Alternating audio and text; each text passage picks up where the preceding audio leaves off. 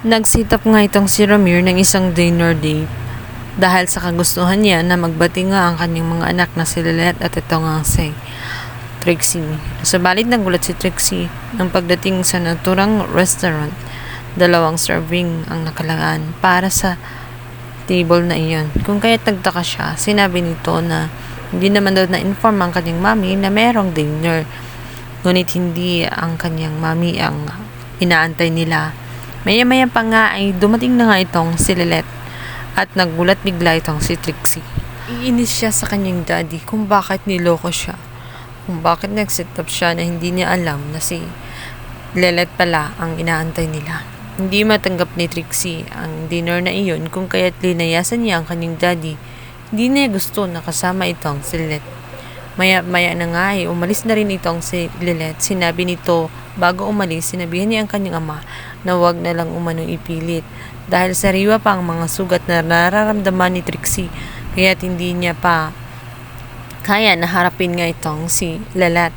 Kaya't sinabi nito na hayaan na lang muna. Sa paglabas nga ni Lilette ay makita nga niya itong si Trixie at magulat nga itong si Trixie at sasabihin nito bakit iniwanan umano itong si Ramir. Di ba yun naman ang kanyang gusto? Ang siraan siya. Pues pagkakataon na umano niya, dapat ay nakipagbanding na siya sa kay Ramir at ibida na niya ang kanyang sarili sapagkat yun naman talaga ang gusto niya.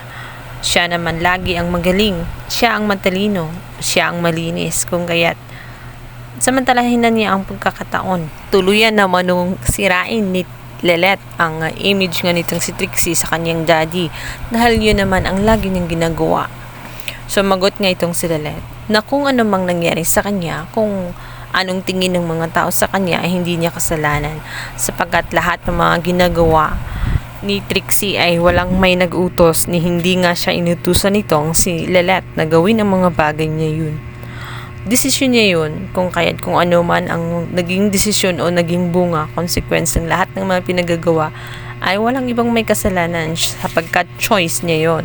Maya-maya pa nga ay bigla ring susulpot itong si Era na siyang kakampihan naman ang kagagahan nga nitong si Trixie. Sasabihin nito at susulusulan pa nga niya itong si Trixie para lalong magalit kay Lilette. Sinabi nito na malamang umano ay sinadya ni Lilette ang mga bagay na iyon, sinadya niyang kalabanin itong si Trixie dahil malamang matagal na siyang inggit na inggit sa kinatatayuan nitong si Trixie nung naging kasambahay pa lamang siya. Samantala, hindi naman palalagpasin ni Lilette ang ginawa nga nitong si Era kung saan nakisawsaw pa sa kanilang kaguluhan. Sinabi nito na kung merong may inggit at may malaking inggit ay walang iba kundi siya dahil mahilig siyang makisawsaw. At kahit saan sinusundan niya itong si Lilette upang makipagkumpit sapagkat insecure siya sa presensya nga nitong si Lilette. Hindi natuwa lalo itong si Trixie kung kaya't sa sobrang inis niya ay kinuha na nga niya ang hose. Total daw si Lilette ay pinakamalinis. Lubos-lubosin niya daw niya ang kanyang pagiging malinis. Dito nga ay kukunin niya ang hose para buhusan at paliguan na nga ng husto itong si Lilette. Hindi pa nakontento itong si Era na nakatingin lang kundi sinabayan din niya ang katangahan nga nitong si Lilette. Maya-maya pa nga ay ang guard ay dumating upang awatin sila. Wala na talagang magawa si Lilette sa kanyang mga kapatid dahil talagang ipinanganak talaga ang mga ito na punong-puno ng inggit at kulang sa atensyon at pagmamahal. Tila ba may mali sa kanilang pagkatao? Kaya naman sasabihin niya ang kanyang mga hinanakit at sama ng loob dito sa kanyang tinang. Ang kanyang tinang ay sasabihin na sinuswerte sila dahil wala sa pangyayaring iyon si Tinang dahil kung hindi ay tsak na hindi lang makatingin si Tinang kundi tutulungan din itong si Lilette na hindi niya alam kung bakit ganun sila. Talagang mainit ang dugo ng mga taong yun sa kanya, hindi niya mawari samantalang samahan naman niya ng mabuti ito at pinakatunguhan ng maayos. Ngunit bakit tela ay mainit pa rin ang dugo nila dito nga kay Lilette?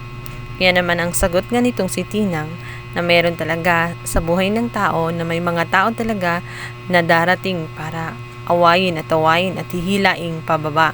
Yun nga siguro ang buhay ng tao.